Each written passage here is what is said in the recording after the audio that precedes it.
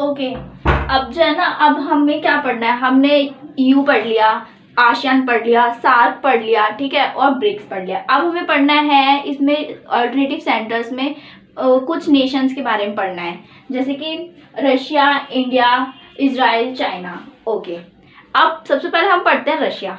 जैसे कि आप जानते हैं 1945 के बाद जब कोल्ड वॉर चल रहा था तो दो पावर एमर्ज हुई थी। Okay, capitalist and socialist. उस टाइम USSR में काफ़ी सारी कंट्रीज इन्वॉल्व हुई थी जिनका मॉडल सोवियत यूनियन था। उसमें से एक मेंबर था USSR का, वो था रशिया। ठीक है, Russia as you compare that, Russia जो था वो USSR का एज अ सक्सेसर भी है। ठीक है, तो उसके बाद हम इसमें रशिया के बारे में पढ़ेंगे। ठीक है, फर्स्ट क्या है, रशिया जो है, Russia is the largest part of USSR। जैसे कि बताया, रशिया जो था वो लार्जेस्ट पार्ट था USSR का, क्योंकि इसीलिए जो आफ्टर द डिसइंटीग्रेशन, USSR का डिसइंटीग्रेशन के बाद जो रशिया था उसे सक्सेसर बना दिया गया था USSR का, जिसके अंडर क्या हुआ था, USSR में जितने भी रिसोर्सेज थे, जितनी भी आर्मी थी, जितना भी कोई भी USSR को जो जो बेनिफिट मिल रहा था, वो सब एज अ सक्सेसर के तौर पे रशिया को अब मिलने लगा है। इसी वजह से रशिया जो है वो परमानेंट मेंबर है सिक्योरिटी काउंसिल में। It's a P5 permanent member. Okay, then largest stock of weapon. Why? क्योंकि USSR में जितने भी लार्जेस्ट स्टॉक है, उस टाइम जो वॉर चल रहा था, कोल्ड वॉर था, उसका पूरा सक्सेसर, पूरा उत्तराधिकारी, पूरा दायित्व जो है वो रशिया को मिल चुका है। इसीलिए जो USSR के अंदर जितनी भी वेपन से रिलेटेड, आर्मी से रिलेटेड, डिफेंस से रिलेटेड, इंटरनेशनल लेवल पे USSR का जो इंटरनेशनल लेवल पे USSR जो भी अपना मतलब इन्वॉल्व होता था, उस पूरे वर्क को अब क्या है, रशिया करेगा, क्योंकि Russia is a successor of, तो इसीलिए लार्जेस्ट। ओके, अब हम पढ़ेंगे रशिया की इकोनॉमी के बारे में। ओके, जैसे कि आप जानते हैं रशिया जो था वो USSR का एक पार्ट था, तो रशिया जो था USSR का पार्ट था, तो USSR के मॉडल पे ही चल रहा होगा, उसकी इकोनॉमिक जो थी USSR के मॉडल पे चल रही होगी। इट्स मीन रशिया की जो इकोनॉमिक होगी वो सोशलिस्ट मॉडल पे होगी, जिसमें गवर्नमेंट का रूल होगा। ठीक है, जो भी प्रोडक्शन लेवल है, जितनी पॉलिटिकल से रिलेटेड चीज़ें होंगी, जितनी भी इकोनॉमिक से रिलेटेड चीज़ें होंगी, वो सारी अंडर कंट्रोल ऑफ गवर्नमेंट रहेंगी। ठीक है, देन अब रशिया की इकोनॉमी के बारे में कुछ पॉइंट्स डिस्कस कर लेते हैं। रशिया की जो इकोनॉमिक है वो कैसे रहेगी, मिक्स ट्रांजिट इकोनॉमिक। ठीक है, जब USSR डिसइंटीग्रेट हो गया तो उसकी आइडियोलॉजी भी धीरे धीरे करके खत्म हो गई, तो रशिया ने at the present time mixed और ट्रांजिएंट इकोनॉमिक अपना रखी है। Transitional economic, it's mean that transaction ज्यादा हो रहे हैं, एक कंट्री से नहीं सभी कंट्री से ट्रेड कर रहा है। Okay, then GDP today at the now, currently Russia की जो GDP है वो 12th पोजीशन पे है वर्ल्ड में 12th पोजीशन पे रशिया की GDP है। It's mean Russia is a good nation. ठीक है, देन सेकंड नेशन पढ़ते हैं हम इंडिया के बारे में। इंडिया की कंडीशन देखते हैं। जैसे कि आप जानते हैं इंडिया जो था वो नॉन अलाइनमेंट का पार्ट था, ना ही तो उसने कैपिटलिस्ट को सपोर्ट किया था, ना ही तो उसने सोशलिस्ट को सपोर्ट किया था। ठीक है, इंडिया की जो इकोनॉमिक थी वो इसलिए मिक्स्ड बनाई गई थी। अब इंडिया जो है वो एक emerge as a global power 21st century, जो कि 21st सेंचुरी है, उसमें इंडिया जो है वो एक ग्लोबल पावर की तरह दिख रही है वर्ल्ड के अंदर। ठीक है, उसके बाद क्योंकि इंडिया जो है सेल्फ सफिशिएंट हो चुकी है अपनी न्यूक्लियर टेक्निक्स के अंदर। इंडिया की जो मिलिट्री है, इंडिया की जो आर्म फोर्स है, वो at the present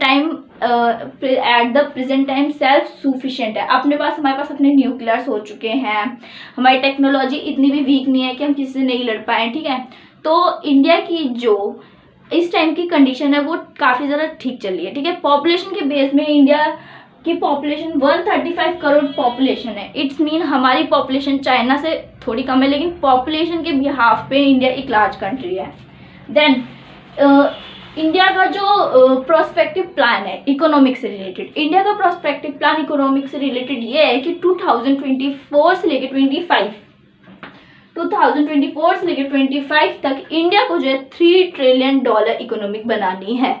at present currently हमारी जो इकोनॉमिक है वो $3 ट्रिलियन है, लेकिन इंडिया को 2024 to 25 के अंडर इंडियन इकोनॉमिक 5 ट्रिलियन बनानी है।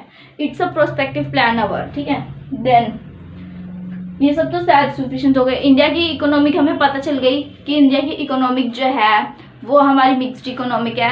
यहाँ पे गवर्नमेंट और प्राइवेट सेक्टर दोनों मिक्स्ड होकर काम करते हैं। हमारा प्रोस्पेक्टिव प्लान ये है कि हम अपनी इकोनॉमिक को 2024 to 25 तक हमें 5 ट्रिलियन इकोनॉमिक बनाना है। देन अब पढ़ते हैं इसराइल के बारे में।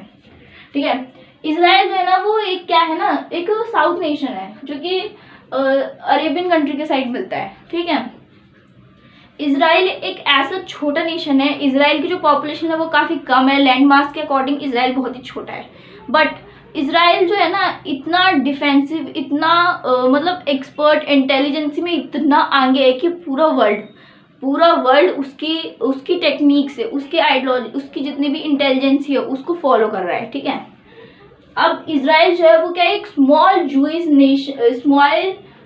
ज़ेनिस्ट नेशन है। जूइश ज़ेनिस्ट क्या होते हैं?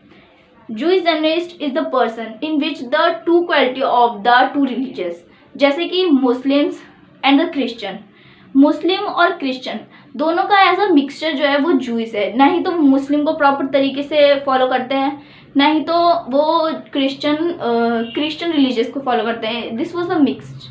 ठीक है, ये जो है ना मिक्सचर है क्रिश्चियन और जूइस का, क्रिश्चियन एंड मुस्लिम्स का, उन्हें जूइस बोलते हैं। ओके, तो जो इसराइल है वो पूरा जूइस कंट्री है, इसमें प्रॉपर जूइस रहते हैं। ठीक है, first thing.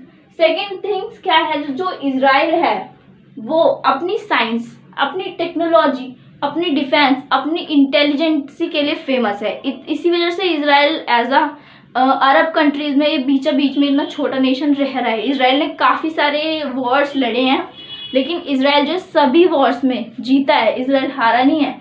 Israel as a population small है, बट उसकी इंटेलिजेंसी, उसकी साइंस की वजह से इसराइल जो है ना एक भी वॉर हारा नहीं है, और आज इसराइल अभी भी है।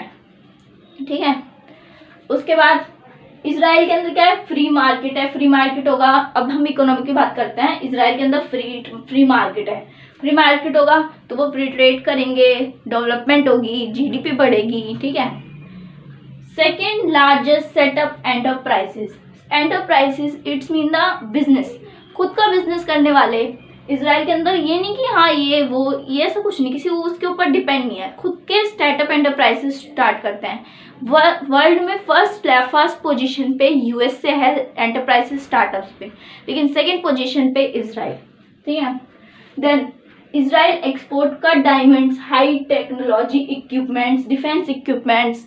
ठीक है, कस्टर्ड ऑयल्स, ये सब जो चीज़ें हैं ना, ये सब इसराइल क्या करता है, एक्सपोर्ट करता है। इनके ज़रिए इसराइल की अच्छी जीडीपी है, अच्छी इकोनॉमिक कंडीशन है। ठीक, ओके, अब नेक्स्ट नेशन जो है वो है चाइना। ठीक है, चाइना जैसे कि आप जानते हैं, China is a growing power since 1978 से ही चाइना जो है वो ग्रोइंग पावर की तरह अपनी डेवलपमेंट में लगा हुआ है। ठीक है, आज देखा जाए चाइना की पॉपुलेशन, जैसे कि आप जानते हैं चाइना की पॉपुलेशन जो है वो काफ़ी लार्ज है, यहाँ का लैंड मास काफ़ी लार्ज है, चाइना के पास काफ़ी ज़्यादा रिसोर्सेज है। ठीक है, देन इकोनॉमिक मॉडल जो है चाइना का, जब चाइना इंडिपेंडेंट हुआ था 1949 में, तो माओ सेन लेन जो थे वहाँ के लीडर, तो उस टाइम पे क्या हुआ था ना, चाइना पहले तो सोशलिस्ट मॉडल के इन्फ्लुएंस में था। देन उसके बाद चाइना ने क्या करा, capitalist model as a mixture of capitalist ले लिया। ठीक है, तो देन अब क्या है, चाइना एबल है, चाइना काफ़ी ज़्यादा इंक्रीज हो रहा है, काफ़ी डेवलप्ड कर रहा है अपनी जीडीपी को। ठीक है, तो चाइना जो है एक तरह से डेवलपिंग कंट्री की तरह एमर्ज होता दिखाई दे रहा है। सिंस 1978 में तो ये पावर था ही था, अब और ही ज़्यादा अपनी पावर को इंक्रीज करता हुआ दिखाई दे रहा है। तो ये 4 नेशंस थे जो हमने आज डिस्कस किए हैं। देन थैंक यू हमारी वीडियो देखने के लिए। लाइक, कमेंट, सब्सक्राइब कीजिएगा।